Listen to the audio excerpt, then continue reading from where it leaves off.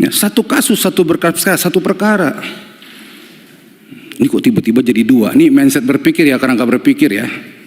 Ya, jadi kalau menurut saya sudah salah kaprah dari awal. Bismillahirrahmanirrahim. Assalamualaikum warahmatullahi wabarakatuh. Terima kasih Pak Ketua, Pak Wakil Ketua, rekan-rekan anggota Komisi 3 DPR, dan Pak Jaksa, Pak Polisi, penasihat hukum, dan rekan-rekan di semuanya. Insya Allah pertemuan kita pada hari ini membawa berkah dan mendapatkan solusi yang terbaik ya bagi semuanya. Sebelum saya sampaikan apa yang akan saya sampaikan, saya informasikan dulu saya adalah mantan polisi. Pernah jadi anggota polisi, pernah jadi Kapolres, pernah jadi Kapolda. Basic saya adalah reskrim dan intelijen.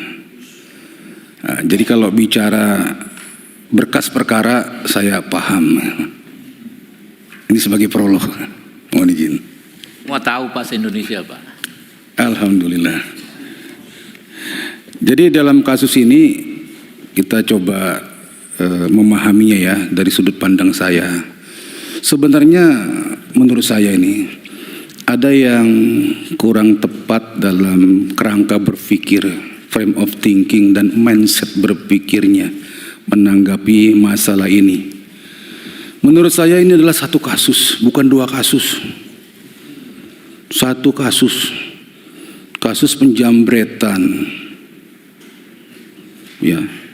Satu kasus itu, satu perkara itu ada sekumpulan tempat, satu TKP, di situ kumpul semuanya, peristiwanya, tersangkanya, korbannya, barang buktinya. Ada satu peristiwa, banyak TKP-nya, korbannya di situ, barang buktinya di sana, pelakunya di sana, barang bukti yang di sana, ada berapa TKP lagi. Nah, kalau yang dibahas tadi ini adalah satu peristiwa, dua TKP. TKP terjadinya penjambretan, TKP terjadinya tertangkapnya pelaku penjambretan yang dalam tertangkapnya pelakunya meninggal dunia. Jadi TKP pelaku meninggal dunia itu TKP-nya reskrim, bukan TKP-nya lantas. Menurut pandangan saya. Kalaupun lantas mau diminta tolong untuk olah TKP, boleh-boleh aja. Itu TKP-nya reskrim, satu berkas perkara. Karena satu konteks, satu kaitan. Jadi waktu istrinya dijambret, terus suaminya dekat situ, dengar jambret, suaminya datang, itu peristiwa itu adalah peristiwa yang bisa dikatakan peristiwa menurut KUHP ya, dikategorikan tertangkap tangan. Pada saat kejadian diketahui oleh orang, tidak lama setelah itu, atau ditemukan padanya barang bukti yang berkaitan, atau diteraki orang. Jadi suaminya itu dalam kondisi tertangkap tangan, istilah hukumnya. Jadi siapapun yang dalam kondisi jambret, entah suami, entah tukang bakso, tukang pecel, mengetahui itu, dia tergerak, dia bisa melakukan penindakan di lapangan. Ya, dia kejar, apalagi suaminya, dia kejar. Dan dalam pengejaran itu, dia tujuannya adalah untuk menghentikan atau menangkap si pelaku. Tujuannya ya. Nah, waktu menghentikan menangkap si pelaku, apakah si pelakunya rela akan ditangkap? Mau nggak kira-kira? Nggak mau melarikan diri. Yang mengejar ini berusaha untuk menangkap pelaku tindak pidana penjambretan.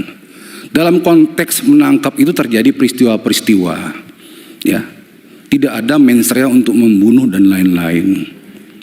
Nah, terjadi upaya-upaya hukum yang dapat dipertanggungjawabkan, seperti memepet sampai menabrak.